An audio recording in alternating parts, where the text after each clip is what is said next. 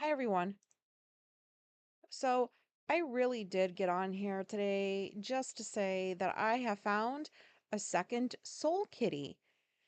I only thought that you could have one.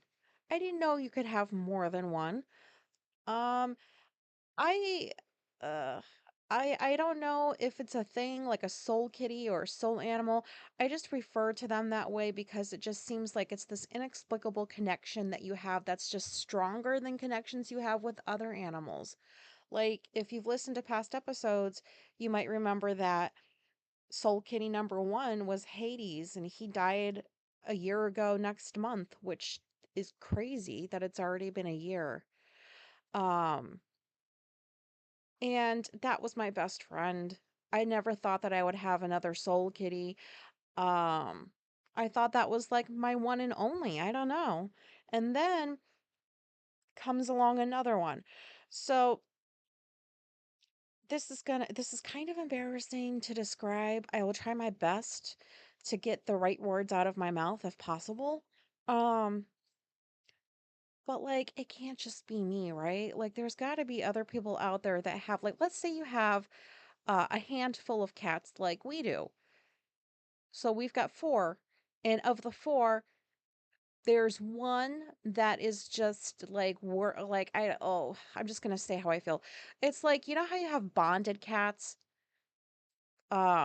Like I've talked about Phil and Apollo, like the babies, they're bonded now. I feel like it's kind of like that between an animal and a human, where like you're bonded with this specific cat and your relationship with them is like stronger than the other ones.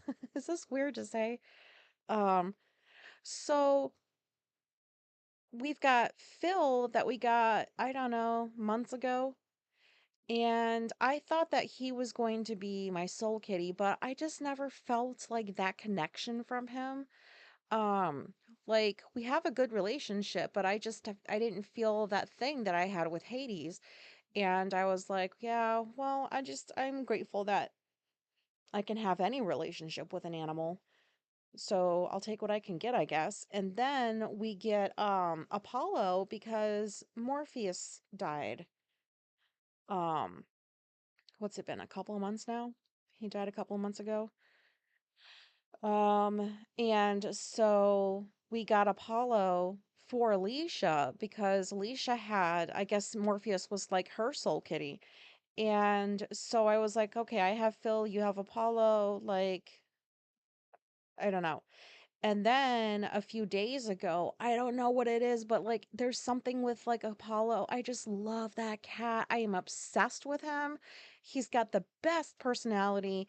He's just, I could go on and on about this fucking cat. Like he lets me do things other cats won't. Like he lets me flip him over on his back, put him on my lap, and face him toward me. He doesn't like to face away from me on his back. He likes to like look at me, and then he's like a chicken. You know how like you turn a chicken over and you rub it on its chest and it's supposed to like fall asleep or something. It's like as soon as he gets flipped over on his back, he starts falling asleep. Um, I mean, it could be a kitten thing, but wouldn't it be nice if this just continued? And he is always down for pets. He's just, oh my God, I love this cat. I love everything about him. And I don't know, like, it just feels weird. Like, we were playing, I was playing with him or something a few days ago, and I just had this moment where I was like, "Oh, you're my cat now." Like, he follows me around everywhere. He loves me. He sleeps with me. Um, he does like a lot of the same things that Hades used to do.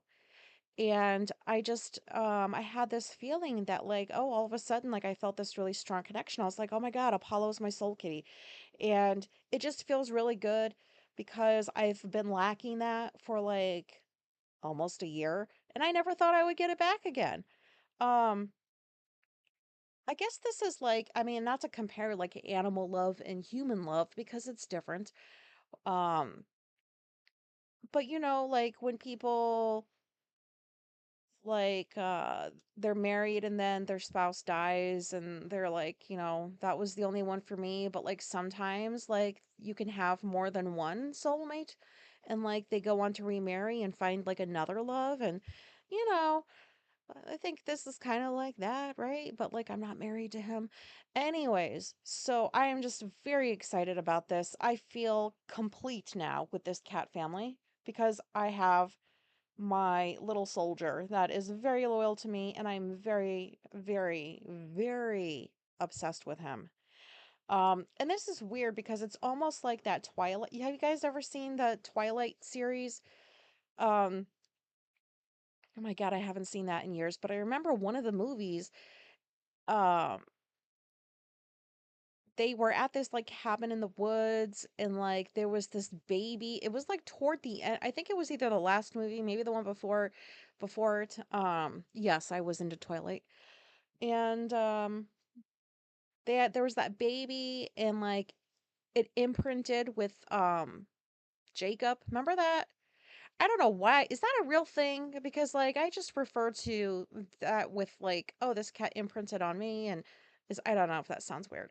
But it feels kind of like that. Like, who's this cat gonna connect with the most?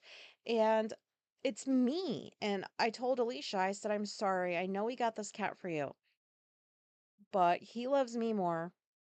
I did tell him to spend time with you, make sure that like he gives you like attention too, but you should know that it may just be that Phil is a little bit more suited for you, but Apollo is my cat. Um, she took it okay. So, I mean, relationships with animals are very serious things. So, I took Apollo to the vet this morning because he's getting his balls snipped. And, you know, my only excuse is I don't really have conversations with like people outside the house all that much anymore. So like I brought him there this morning and I was like I had a question because like I've talked about how this baby pops boners and so I said that I was trying to be like polite about it, I guess, but I asked, I was like, so is this like, him getting snippety snipped, is this going to stop him from popping bees because that's all he's doing? And like what the guy was like, bowel movements, and I was like, no, you don't pop a bowel movement. And I was like, boners, erections, and it was like him and that other lady that worked for Dr. Baumgartner, and like they were looking at me and like for a second they seemed surprised and then they weren't because I know they're autistic. And I was like, I'm not trying to be inappropriate. And they're like, oh, please, we've heard way worse than that. And I wanted to know, like, is his balls coming off going to help him pop less of these? Because I've never seen a kitten do it, like, do this. And they said they weren't sure. I'm like, what kind of people are you that work at a vet and you don't know if this is going to cure his boner problem? And then the guy was like, well, that's if he thinks the boners are problems. And I was like, well, I guess you have a point. Get it? Never mind. So, that was a potentially like not great moment. Um, and then I told Alicia, I was like, I brought him there. I asked them about the boners, and they said they didn't know. And she's like, oh my God, no, you didn't. And I was like, yeah, I did. Like, I don't see what the difference is. You got to ask questions that you're not sure of. And they're the vet people, but they don't know. Um, So, anyways, I don't take for granted connections with animals at all. I'm very appreciative for them. They have filled in gaps that humans have just never filled in for me. I hate to say that, but like, I mean, even my wife, oh, that sounds terrible. And I don't know how to put it all into words, but like, just, I get animals and animals get me. And, I feel weird saying that, but I feel like animals have always understood me better than humans. Um, it's like just this connection that like you understand each other, like you get each other. Of course we can't speak and that way, but like I don't know how to explain it. I just feel like it's very like is it weird to say it's like kind of like spiritual to feel very connected to an animal? Anyways, I'm just gonna try not to think about his impending death because that could be a year from now or it could be 10. Who knows? I'm just gonna focus on the good times and hope that our wall of dead cat ashes doesn't expand anytime soon because we've got three shelves. One cat's on one, two cats are on the other, and I told Alicia we got room for another cat or two, but like I don't want anyone to be added to that wall anytime soon. Also, is it weird to have a wall of dead cat ashes in their boxes? I think it's kind of like, what do they call those? Like a memorial or something. Um, yeah, I don't know why I brought that up. I just, it's weird because like if you think about it, if I live for many more decades, let's say, it doesn't sound very probable with like all the fucking bird flu bullshit and measles and this world is fucking crazy. I'll probably die soon, but if I don't, how many dead cats are going to be on that wall? And how many shelves are we going to have? And then that has nothing to do with this episode. That's probably just not relevant. I was gonna end this episode now because I got on here to say what I wanted to say.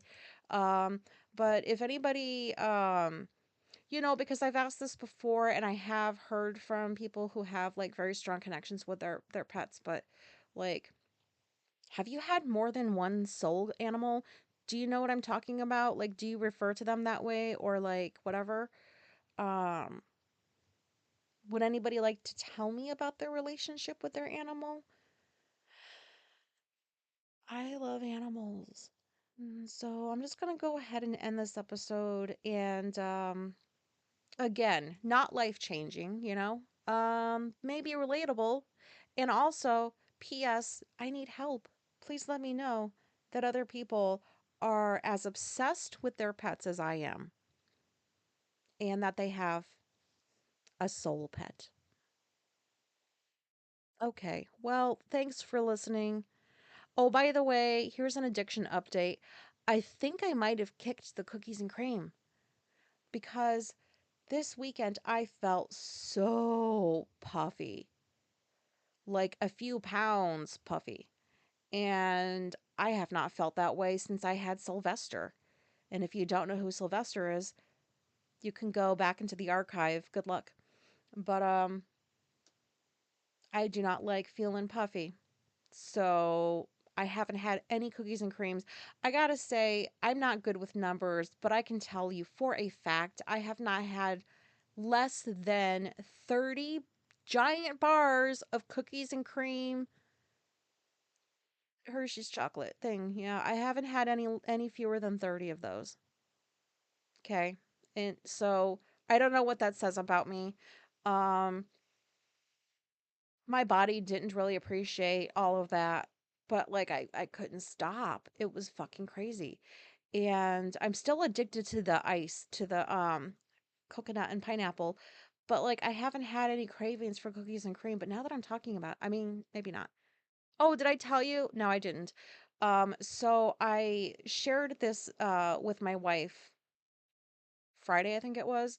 She didn't know that I had this new hyperfixation. Like I was trying to hide this one. I don't know, like I'm the one that tells everybody if you have to hide something, then you're not maybe it's not you're not supposed to be doing it. I don't know. And so I just was like, "Hey, I should probably mention I've been buying a whole bunch of these." And I don't think she really got it until like we went to Walgreens and I went to the aisle that had the giant bars and they were still 50% off. So I just grabbed a handful of them. She was like, "Oh." And then I walked up to the front of the thing and paid for them. And I told her, I was like, "This is really bad.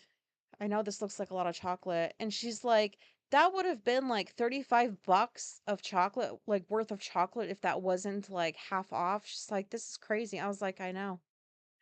And I told her that my goal this past weekend was to get myself sick on those so that like I don't want to eat them anymore. Oh my God, I'm so tired of these. So I'm pretty sure I kicked that one because like I feel way less puffy today.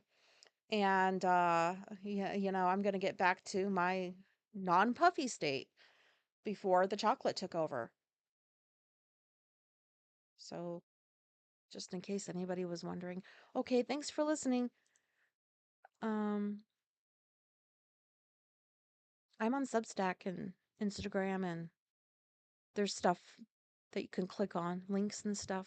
I really should have said this at the beginning. My words are going away. Okay, goodbye. Thank you. Goodbye. Come back. Okay, bye.